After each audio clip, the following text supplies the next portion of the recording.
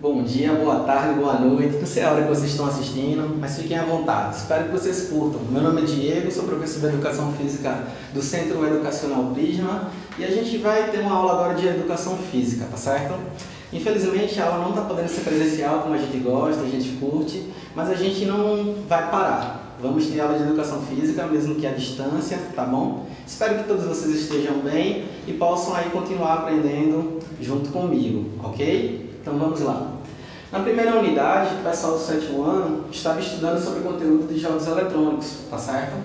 E aí, na aula de hoje, a gente vai estar trazendo um pouco a respeito da importância e diferença na vida das pessoas e nas diferentes faixas etárias e sociais, tá bom? Então a gente vai estar conversando um pouco a respeito da importância e também conversando um pouco sobre a diferença de uma pessoa que tem um pouco mais de acesso a esse tipo de material e pessoas que têm um pouco menos acesso a esse tipo de material, ok?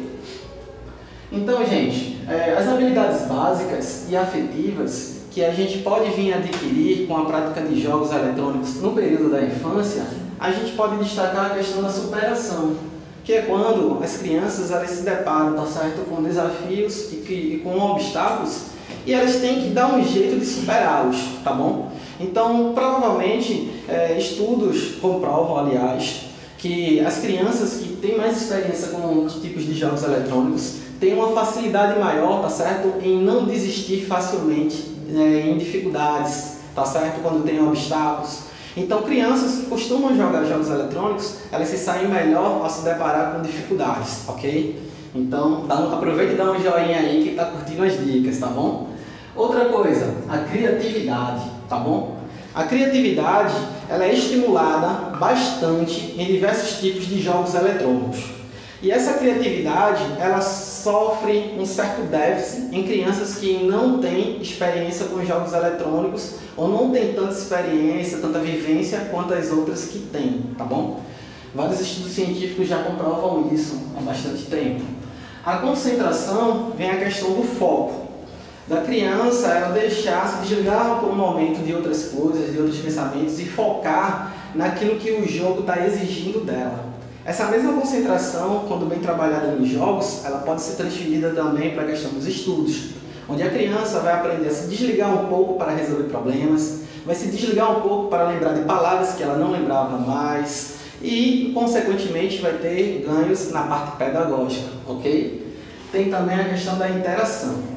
Muitas das crianças, elas têm um pouco de dificuldade em fazer amizades, em conversar, se abrir um pouco sobre o que gosta, sobre o que não gosta. E os jogos, eles possibilitam, tá certo, uma janela de abertura para esse tipo de interação que algumas crianças têm dificuldade. Então a sociabilidade, a interação com outras crianças, com outras pessoas que jogam, também pode ser positiva, tá bom? Mas também tendo acompanhamento de vocês pais, que se estiverem assistindo, ok? Porque do mesmo jeito que pode ser um ponto positivo, também pode ser um ponto negativo se não houver um certo controle em relação a isso, tá certo? E quanto à questão da realização e da frustração, o que quer dizer isso? Algumas crianças, elas se sentem realizadas quando elas conseguem alcançar os objetivos nos jogos. Já outras crianças, quando não conseguem, elas se frustram e acabam se desanimando. Só que o jogo, ele mostra isso para ela. Ele traz, se você não conseguiu agora, tente de outro jeito. Se você não conseguiu hoje, você tem a chance de conseguir amanhã. E aí essa frustração acaba virando um desafio que, quando superado, acaba virando a realização, que vai trazer a diversão e vai fazer a criança melhorar em vários aspectos, como a questão da superação, criatividade e tantos outros que a gente viu. A criança, tá certo, que não tem essa vivência virtual, ela tem um certo déficit ou ela não tem a mesma capacidade das crianças que desfrutam desse tipo de vivência, de experiência nas escolas e nas suas casas, ok? Agora vamos um pouquinho para a parte da adolescência e da juventude, tá certo? Então, quais as habilidades que a gente pode acabar adquirindo, tá certo, através dos jogos eletrônicos nessa fase da vida? Eu destaquei aqui algumas questões, como a questão da competição saudável. Crianças, tá certo, que não vivenciam tanto, não têm tanta experiência nessa parte de competição em jogos virtuais, elas têm uma certa dificuldade em perder, têm uma certa dificuldade em acabar se importando por comentários que não vêm a somar, tá certo? Por comentários que acabam desestimulando. Já as crianças que elas praticam bastante, praticam em casa, na escola, elas absorvem apenas o que é positivo e elas conseguem, tá certo, competir de maneira saudável, não absorvendo a parte ruim da competição, tá certo? Tem também a questão da diversão, então se torna uma maneira da criança deixar um pouco de lado as questões de responsabilidade, as questões que vêm a estressar por algum motivo e se divertir um pouco também. A gestão do tempo. Na adolescência, os jogos eles requerem um pouco também da questão de planejamento e com isso, vários jogos têm questão de tempo limitado. E aí eles aprendem a ver o que é prioridade, aprendem a gerir aquele tempo curto para poder dar conta de cumprir determinadas missões. E isso ele pode trazer para a vida dele e gerar, tá certo, vários ganhos na vida pessoal também, ok? Planejamento estratégico. Aí que está uma das maiores habilidades adquiridas na adolescência e na juventude. As crianças geralmente elas vão tentando superar as dificuldades dos obstáculos de maneiras aleatórias até uma delas dar certo. Já os jovens e adolescentes eles costumam a pensar, criar planos, desenvolver estratégias para superar. E isso vai servir também para a parte pedagógica e para a vida pessoal e profissional dele. Quando ele se deparar com um obstáculo, ele tiver, tá certo, que criar determinada estratégia para superar aquilo. Então, ele vai estar conseguindo fazer analogia na experiência de jogos que ele vinha tendo. Reflexão sobre a ação. Vem aí a questão dele poder refletir. Nessa idade, adolescente e juventude, ele pode refletir sobre suas ações, sobre suas estratégias, verificar o que pode ser melhorado, o que deu certo, o que deu errado. E isso, tá certo, ele pode trazer para a sua vida também. Consequentemente, tendo um desenvolvimento melhor do que jovens que não têm esse tipo de vivência. Questão também de aumentar habilidades cognitivas e físicas. Vários são os jogos eletrônicos, tá certo? Que eles têm a capacidade de ajudar na questão de memória, na questão de ativação da sua mente, de resoluções de problemas, tá certo? Matemáticos, raciocínio lógico, ou até mesmo na aquisição de um melhor vocabulário, tá bom? Como os jogos voltados para questões de perguntas ou de soletrar. Enfim, a gente tem aqui no final a questão do melhor aproveitamento pedagógico. Tem vários jogos que permeiam várias outras disciplinas, como português, matemática, história, e podem auxiliar, tá certo, em algum momento, em várias dessas disciplinas também, ok? Agora vamos iniciar em relação aos jogos virtuais as fases adultas. A fase adulta, tá certo, é uma fase onde não é tão comum a gente ver jogando jogos virtuais. Entretanto, ultimamente a gente vem vendo bastantes pais, bastantes pessoas nessa fase, aproveitando os jogos, tá certo, em suas horas que não são de trabalho, horas de lazer, ou até em alguns ambientes de trabalho, no período de almoço, período de descanso das pessoas, eles já dispõem desse tipo de entretenimento para os adultos, tá bom?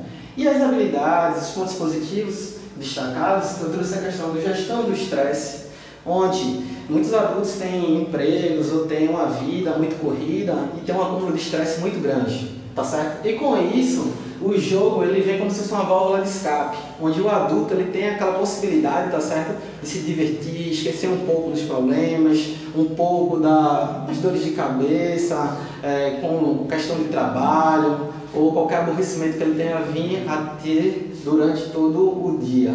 E aí funciona como uma questão de gestão de estresse, para aliviar um pouco todo esse sentimento.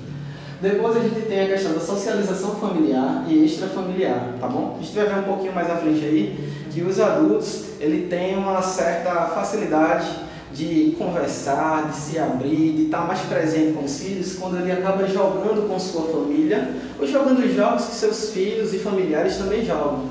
Então ele acaba tendo uma aproximação maior em relação por conta disso, ok? A questão também de exercitar diferentes formas por raciocínio. Vários jogos foram trazidos até da maneira real para a maneira virtual, como o caso de jogos de xadrez, de dominó e outros jogos que têm a capacidade de melhorar bastante a questão cognitiva de raciocínio, tá bom? Os adultos eles priorizam, gostam um pouco mais desse tipo de jogo, na maioria. Momentos de lazer, como eu já mencionei um pouco mais acima, e também a melhora no humor. São resultados, tá bom? Em adultos que praticam jogos virtuais. Aqui, tá certo, a gente tem a questão de um estudo divulgado em 2011, tá certo? Feito pela Universidade dos Estados Unidos, com quase 300 famílias. E nesse estudo mostrou que meninas, adolescentes que jogam junto com seus pais, com os adultos, têm comportamento menos agressivo, saúde mental superior e ligação mais forte com sua família. A questão foi de 20% em relação a meninas, tá certo? Na mesma faixa etária, que elas não praticam esse tipo de jogos com os adultos da sua casa, com seus familiares, ok? Agora vamos falar na terceira idade, os idosos, ok? Então os idosos, eles se beneficiam bastante dos jogos eletrônicos, porque nessa idade eles têm uma certa dificuldade, tá certo, nas questões mentais. Tem idosos que têm problemas de esquecimento, tem idosos que eles têm dificuldade de memória. E aí os jogos eles ajudam a ativar a sua mente, deixar a mente um pouco mais ativa, funcionando melhor. Ajuda também na questão da concentração, de prestar atenção em coisas específicas, tá bom?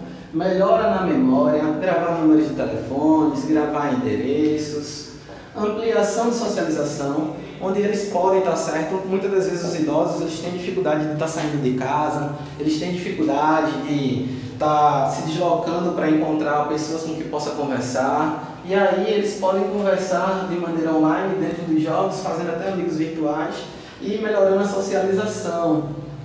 E aí, consequentemente, melhorando no seu humor, tá certo? E alguns jogos, como a gente pode ver aqui, eles podem acabar movimentando o seu corpo jogando.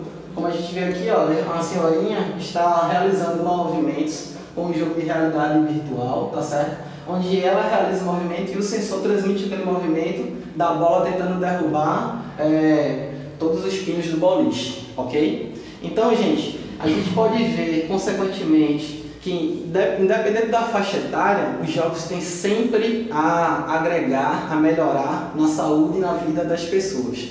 Algumas não vão ter acesso a determinados tipos de jogos, mas não quer dizer que não podem se beneficiar. Podem ter acesso, tá certo, a outros jogos um pouco mais acessíveis, mais fáceis de jogar, ou jogos mais baratos, tá certo?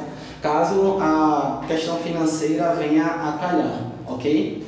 Então, eu espero que vocês tenham curtido aí. Se tiver qualquer tipo de dúvida, deixa no comentário aí, que depois a gente pode estar tentando responder, tá certo?